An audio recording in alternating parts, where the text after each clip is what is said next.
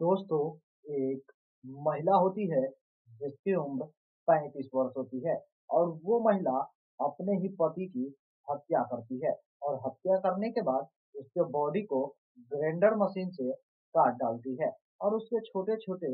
टुकड़े कर कर अलग-अलग जगहों पर फेंक देती है और उसके 6 दिन बीतने के बाद वो महिला खुद ही अपने पति के गुमशुदगी होने का रिपोर्ट पुलिस स्टेशन में जाकर फर्जी गुमशुदगी रिपोर्ट दर्ज करवा देती है और उसके बाद जब इस मामले में पुलिस वाले जब छानबीन करते हैं, तब जो सच्चाई सामने निकल कर आती है, वो और भी हैरान कर देने वाली होती है। और जब इस मामले में पुलिस जब खुलासा करता है, तो किसी को भी यकीन नहीं हो रहा था कि आखिर एक पत्नी अपने ही पति की इतनी बेरहमी से कैसे हत्या कर सकती है। और यह जो पूरी कहानी थी और भी भयावह थी और हैरान कर देने वाली है। यकीन मानिए, इस कहानी को आप सुनेंगे तो आपके भी रूह काँप जाएँगे और आपको आश्चर्य होगा कि एक पत्नी इतनी बड़ी बर्बरता कैसे कर सकती है। आखिर ये पूरी कहानी क्या थी और एक पत्नी ने ऐसा क्यों किया? आज की इस पूरी कहानी को जब आप विस्तार से सुनेंगे तब आपको मालूम पड़ेगा। तो वीडियो के अंत तक बने रहिएगा। अगर आपको हमारी ये वीडियो पसंद आए तो वीडियो को एक लाइक और चैनल को सब्सक्राइब करना बिल्कुल भी मत भूलिएगा। तो चलिए आज की इस कहानी की शुरुआत करते हैं। नमस्कार दोस्तों, मेरा नाम है सुशील पंडित और आज की यह घटना उत्तर प्रदेश राज्य के संभल जिले की है। उसी के अंतर्गत चंदौसी कोतवाली एक थाना क्षेत्र होता है और उसी थाना क्षेत्र के अंतर्गत रजपुरा एक छोटा सा गांव होता है। उसी गांव की यह कहानी है। जहाँ पर एक व्यक्ति रहता है जिसका नाम राहुल होता है और उसकी उम्र 40 वर्ष होता है और वो जूते का कारोबारी था, जूते का काम किया करता था और उसकी एक पत्नी होती है जिनका नाम रूबी होता है और इन दोनों की शादी को लगभग 15 साल पहले हुआ था और इनके 2 बच्चे होते हैं जिनमें से एक 12 साल की बेटी होती है और 10 साल का एक बेटा होता है। परिवार इतने लंबे समय तक ठीक-ठाक चल रहा होता है, किसी को कोई भी दिक्कत, कोई भी परेशानी नहीं होती है। सभी लोग अपनी ज़िंदगी में खुश होते हैं। दोनों बच्चे पढ़ाई-लिखाई करने के लिए स्कूल जाया करते थे, लेकिन इसी बीच अचानक से उसकी पत्नी रूबी की एक व्यक्ति के साथ मुलाकात होती है, जिस व्यक्ति का नाम गौरव होता है और वो व्यक्ति अक्सर किसी बहाने से उस महिला रूबी के घर पर आया करता था जब उसका पति राहुल घर से बाहर रहता और जब उसके बच्चे घर पे होते तो उसके बच्चे को वो कुछ पैसे देकर उसे चॉकलेट खाने के लिए बाहर भेज दिया करते थे लेकिन वो बच्ची 10 से 12 साल के होते हैं इसीलिए वो लोग होशियार होते हैं और इन सभी बातों को जानते हैं लेकिन वो अपने पिता को कुछ भी नहीं बताते।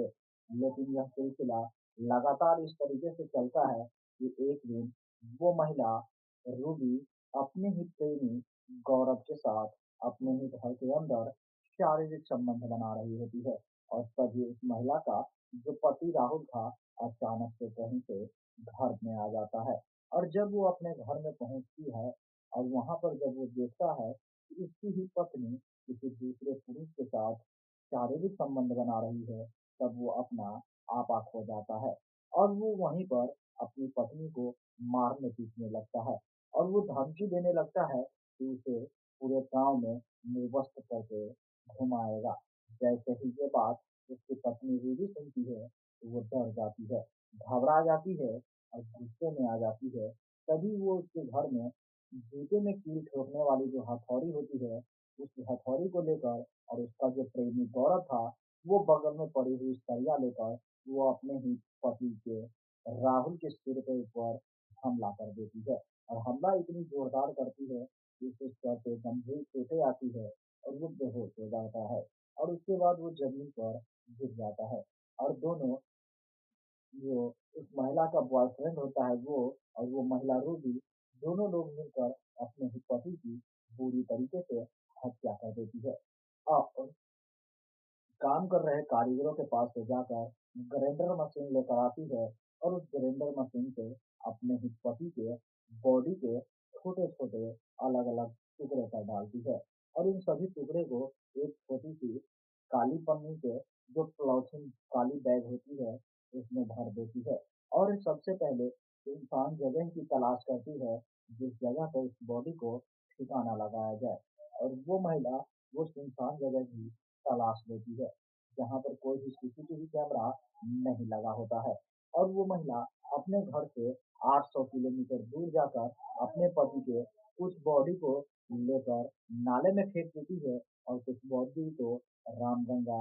नहर में बहा देती है और जब इस सारे मामले को बीते हुए लगभग 1 सप्ताह बीत जाता है, तब वो महिला रोगी खुद ही अपने पति की झूठी गुमशुदगी रिपोर्ट लिखाने के लिए चंदौसी पुलिस स्टेशन में पहुंच जाती है और वहां पर पहुंचने के बाद अपने पति के गुमशुदगी का रिपोर्ट दर्ज करवाती है कि उसका पति पिछले 7 दिनों से अचानक से गायब हो गया है, जिसके बारे में कहीं भी कुछ भी पता नहीं चल रहा है। पुलिस फौरन ही एफआईआर दर्ज करते हैं और उस महिला के पति की तलाश शुरू कर देते हैं और आखिरकार लगभग एफआईआर दर्ज होने के 5 दिनों के बाद एक कुत्ता उस सड़ी-गली लाश को जो नाले में बॉडी के टुकड़े थे, उस बॉडी के टुकड़े को नोच कर खा रहे होते हैं। तभी इस घटना की जानकारी उस पुलिस वाले को होती है। पुलिस वाले फौरन उस घटनास्थल पर पहुँचते हैं और वहाँ से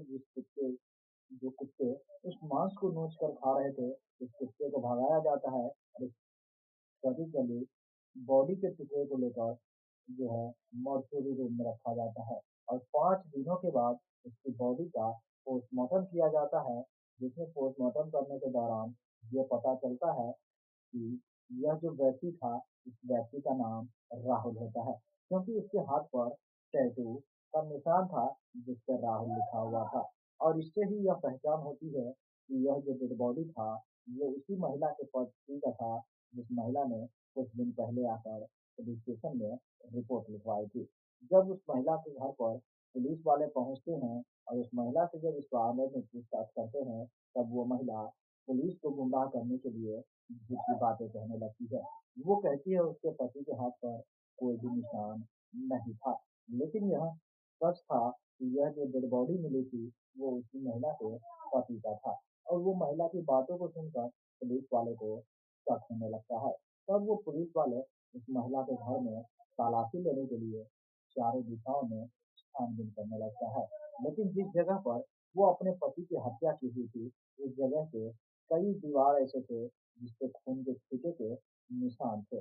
हीटर जो था उस पर खून के छींटे के निशान थे जो सूख चुके थे। रॉड जो थी उस पर भी खून का निशान लगा हुआ था जिसे धुल दिया गया था और साथ ही साथ वो अपने पति के कपड़े को भी जला दिया था ताकि कोई भी सबूत ना रह जाए। लेकिन जिस तरीके से घर में सबूत मिल रहा था, उस तरीके से पुलिस वालों को पक्का यकीन हो गया था कि ये महिला ने खुद ही अपने पति की हत्या कर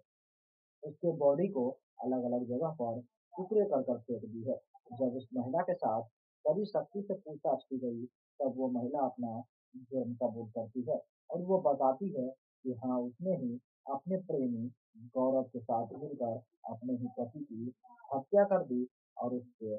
ग्राइंडर मशीन को छोटे-छोटे टुकड़े करके अलग-अलग हिस्सों में फेंक दी। दरअसल वो अपने प्रेमी के साथ अक्सर शारीरिक संबंध बनाया करती थी और एक दिन जब वो अपने प्रेमी के साथ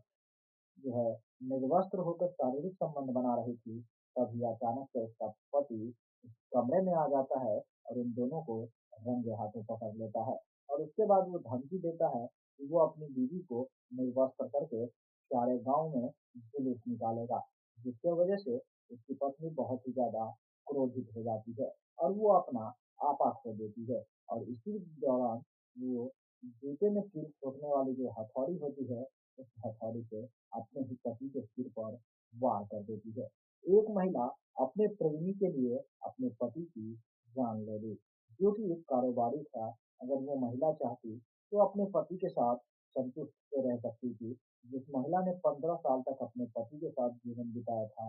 वही महिला अपने पति की जान ले ली, वो भी सिर्फ दूसरे प्रेमी के लिए। आजकल की जो घटनाएँ आए दिन हमारे समाज में घट रही है, जिसे सुनकर किसी को भी यकीन नहीं हो रहा है और ना ही किसी को भरोसा हो रहा है कि कब कौन किस रूप में आकर उसकी जान ले ले, यह भी अब कह पाना बहुत ही ज़्यादा मुश्किल हो रहा है। बाकी दोस्तों, इस तरह की अजीबो-गरीब घटना को सुनने के बाद आपको क्या लगता है, हमें कमेंट करके ज़रूर बताइएगा। बाकी इस वीडियो से मैं विदा लूँगा और फिर मैं मिलूँगा आपसे अगला